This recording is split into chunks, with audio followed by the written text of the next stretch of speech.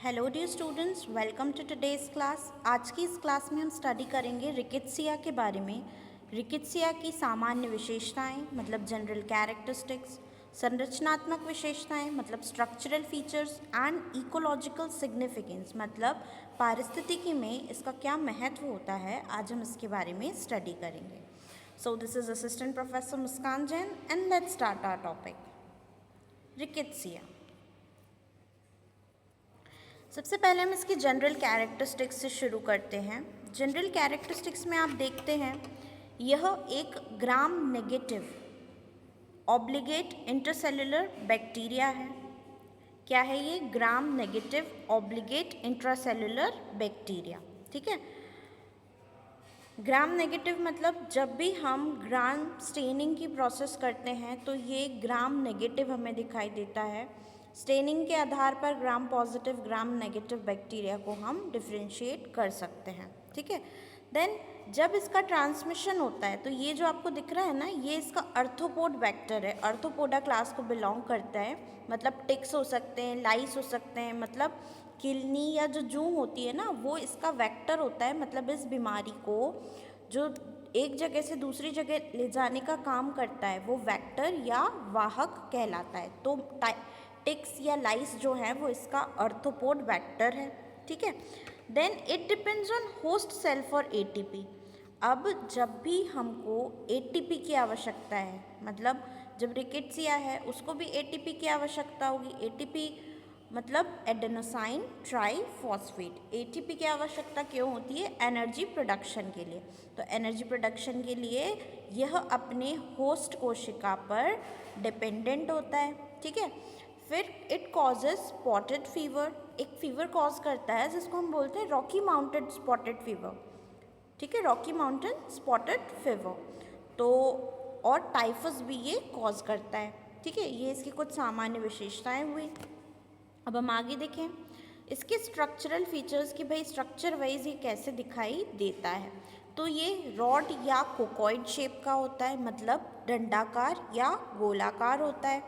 फिर ये इसकी जो कोशिका भित्ति होती है, जो इसकी सेल वॉल होती है ना, वो ग्राम नेगेटिव होती है। मतलब जो ग्राम स्टेनिंग में हम स्टेन यूज़ कर रहे हैं वो ग्राम नेगेटिव कलर ये लेगी या स्टेन ये लेगी।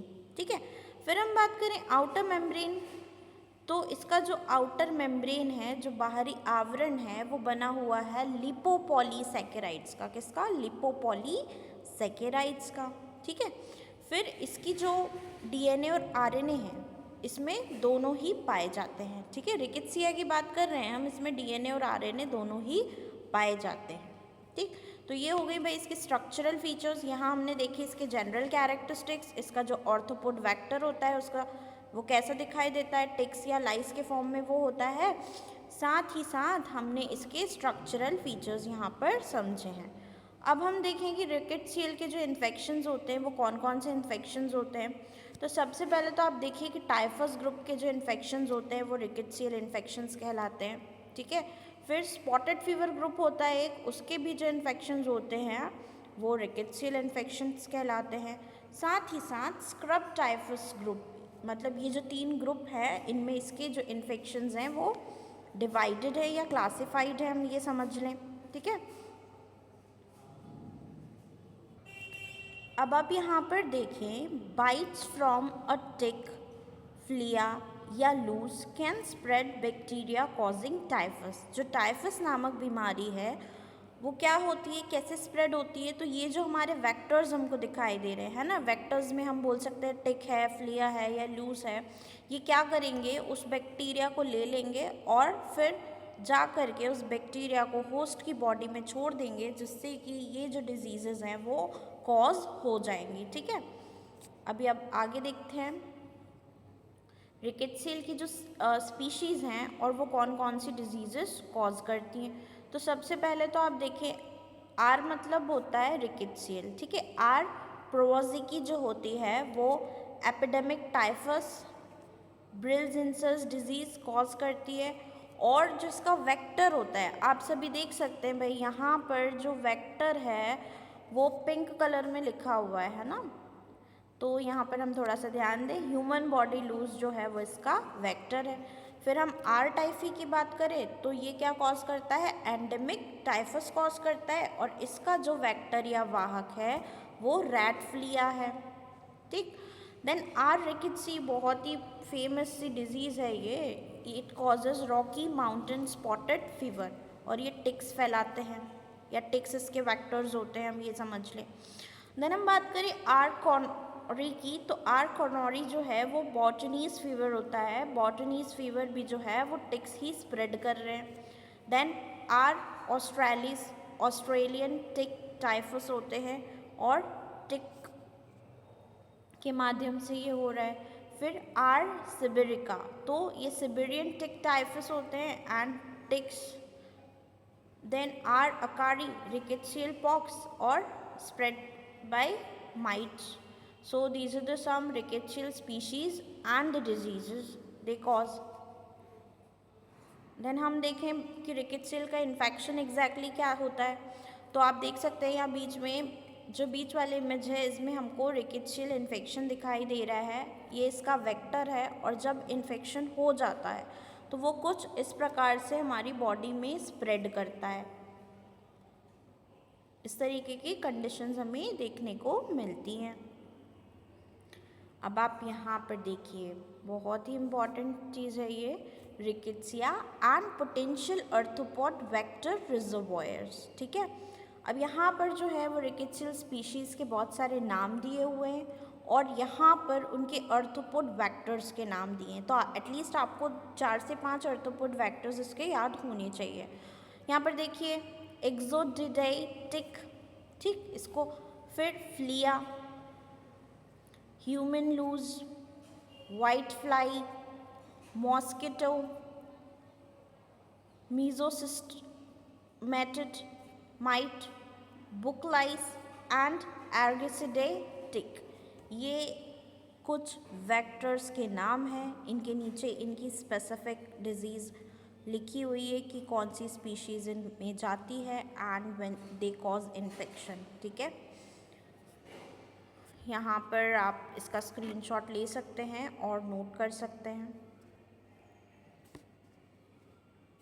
यहाँ पर देख सकते हैं आप स्पीशीज़ के नाम की लिस्ट दी हुई है ना। ये एर्गिसिडे टिक है, इसमें आर हुक्स्ट्रालाई, रिकेट्सिया स्पीशीज़ एवी बैट, आर फेलिस, बुकलाइस जो रहती है वो आर फेलिस को स्प्रेड करती है, मीजोसिस्टिगमेटिड माइट जो होती है वो आर अकारी और आर फेलिस को स्प्रेड करती है, मॉस्किटो जो है वो आर फेलिस को स्प्रेड करते हैं, वाइट फ्लाई आर स्पीशीज़ मीम को स्प्रेड करते हैं, ह्यूमन रूस जो है वो आर प्रवजिकी को स्प्रेड करते हैं। तो इस तरीके से ये हम समझ सकते हैं। देखिए भाई, अब इसका जो इकोलॉजिकल सिग्निफिकेंस है कि इस चीज़ का महत्व एग्जैक्टली क्या है, तो it maintains a natural cycle in arthropod and mammals, mammals में और आर्थ्रोपोड्स में ये एक नेचुरल साइकिल मेंटेन करके रखता है। साथ ही साथ it acts pathogen causing zoonotic diseases, मतलब जूनोटिक रोग उत्पन्न करने वाले रोगजनक होते हैं ये, and important in epidemiological studies, मतलब महामारी विज्ञान जो रहता है उसके अध्ययन में ये बहुत ज़्यादा सहायक हैं, ठीक है। ये इसका इकोलॉजिकल सिग्निफिकेंस हो गया या पारिस्थितिक महत्व आप बोल लें। देन हम बात करें समरी की, तो यहाँ पर आप देखें कि रिकेट्सियल जो हैं आर इम्पॉर्टेंट प्रोकैरियोटिक ऑर्गेनिजम्स। कैसे हैं भाई, ये प्रोकैरियोटिक हैं। They play crucial role in ecosystem, मतलब पारिस्थितिकी, चिकित्सकी और जैव प्रौद्योगिकी में ये बहुत ही इम्पॉर्टेंट रोल प्ले करते हैं, ठीक है।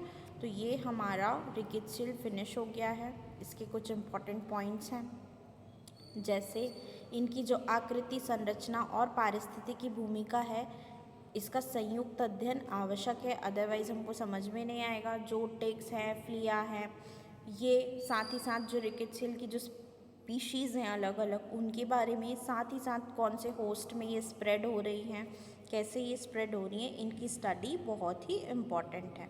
तो आप इसमें सबसे पहले तो ये ध्यान रखें भाई इसका इकोलॉजिकल सिग्निफिकेंस आता है एग्ज़ाम में, साथ ही साथ हमें इसकी स्पीशीज़ और डिजीज़ एंड वेक्टर्स के बारे में आता है। एंड ये जो तीनों ग्रुप्स हैं, typhus group, spotted fever group और स्क्रब टाइफस, ये भी पूछा जाता है।